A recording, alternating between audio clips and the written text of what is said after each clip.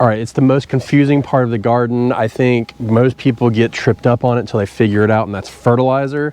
And the thing is they're not really telling you everything about fertilizer because it's not all made equally, and you've got to know when to use it and what. So we're going to go over today what all of the fertilizer does, the 3 main nutrients, and then how we should be applying that to our garden. And then I will get into what I use for fertilizer because I know so many people have questions about that.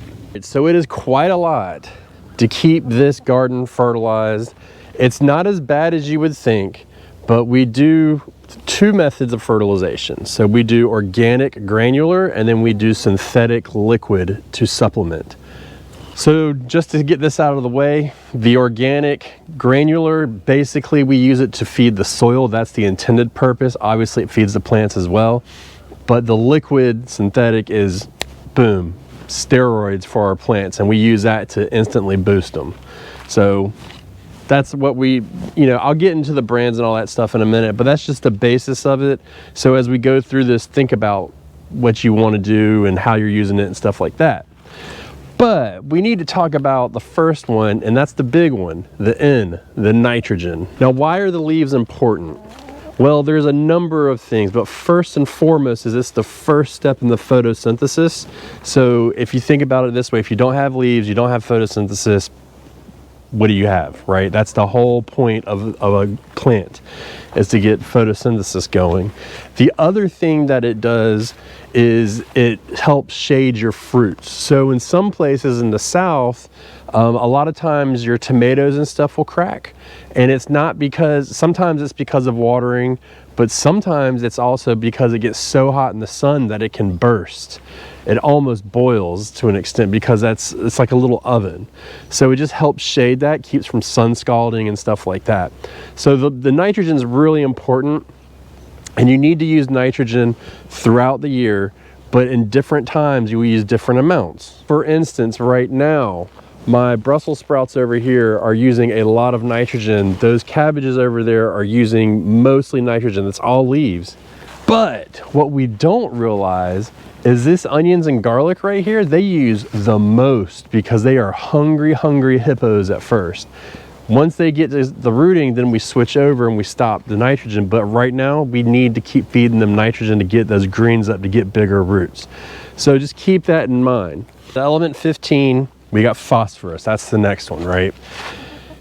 This one is where the confusion starts to kick in, okay? So we need to understand a couple things about nitrogen. One is it's water soluble, so it washes out, but phosphorus on the other hand is not, so it builds up in your soil. Now it's a really important nutrient, don't get me wrong, but if you look it up and you read about it, most gardens have excess phosphorus in their soil already, so we don't need to add a lot to it. A soil sample will help, but this is the one thing that they just do not tell you. So what does the phosphorus do? Because if you once you hear what it does, you may think, well, hey, I want a lot of it. Have any good examples right now of something that uses a lot of phosphorus, but we'll just have to wing it on this one. That's just the way it is. But it starts with their early life. So, I mean, if you take, for instance, we'll come over here. So right when this plant gets started, it's going to use all 3 nutrients, but it's going to use the phosphorus to get it up and going and help with getting everything ready, right? So what it helps for after that, and this is why I don't have any kind of example, it helps with the flowering, it helps with the fruiting, and then it helps with the ripening of the produce. So going through all of that, you would think like, oh, I need to add as much phosphorus as possible, but you can get excess in it and you can cause problems. And a lot of times it'll look like a purple coloration on your leaves, can indicate that you have a high phosphorus. And if you put a lot of nitrogen in your garden, you can just flush it out, right? It's really common for cannabis growers to flush out the fertilizer, meaning the nitrogen, out of the soil before harvest. And it's the same here. Like if you over fertilize with nitrogen, you can flush it up. But with phosphorus, you can't. It'll just keep building up and it just does not go anywhere. So you need to keep an eye on that. And when we buy our fertilizers, the goal for me is always to have the phosphorus the lower number. That's my goal, plain and simple. You're going to get some no matter what when you're trying to buy like a balanced fertilizer, but across the board, you need to keep it down as low as you can. And then, like I said, you're going to get it. It comes naturally anyways. So you're going to get the ripening. As long as you're making the leaves, you're starting that process and it's going the right direction. Now this one, I laughed because last night, the weather individual said that it was going to be 19 degrees. I woke up and it was 14 degrees. So yeah, we're a little bit surprised. We're testing out to see how the rutabagas handle that kind of cold. What do you say? Rutabagas look beat up. It has not warmed up much today, and it's going to be a rough week, but potassium, the K, is about growing roots, right? And that's what a lot of people think, but there's so much more to it. Because potassium is a really important nutrient, not just for root development, but for transpiration, okay? So remember we had the nitrogen that had the leaves that for photosynthesis. Well, then the product of the photosynthesis is moved through with the potassium. So it's really important, but it gets even crazier than that. We've had this drought now. It's been 2 years and we've constantly been in some form of a drought. And watering is an uphill battle. It's something that we do all the time. It sucks. I hate it. I hate paying for it, but it is what it is. But potassium is what helps guard you against drought and heat and stuff like that, because it'll help it store more water in the roots so it can release it during times of stress. When you get that as well, and this is key, it helps move the calcium through your plant, and then that helps the plant use the water. So all of this stuff is connected all the way around. Now, if you focus the wrong amount of potassium in the wrong crop, for instance, if I put it mostly potassium in my lettuce crop, for instance, then yeah, we're going to suffer from that. We're not going to get as much leaves and we're going to get really good roots. But I mean, when's the last time you ate a lettuce root? It does one more thing, and it helps build strong cell walls that helps fight against disease and insects. Okay, so it's really important that we understand that, you know, all three of these nutrients are working together to get the crops going in the right direction to be healthy.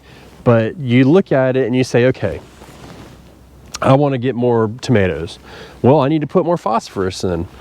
Well, no, you don't need to put more phosphorus in.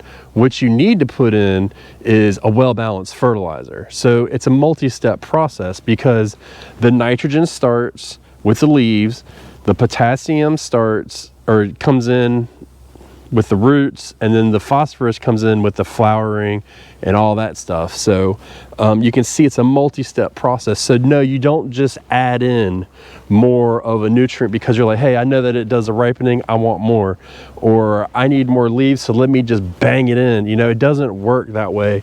So be very careful when you do that. So this is where we get into the fertilizers that I use. As far as actual fertilizers, I use urea, which is if you put it in, I don't remember the number, I think it's like 50-00.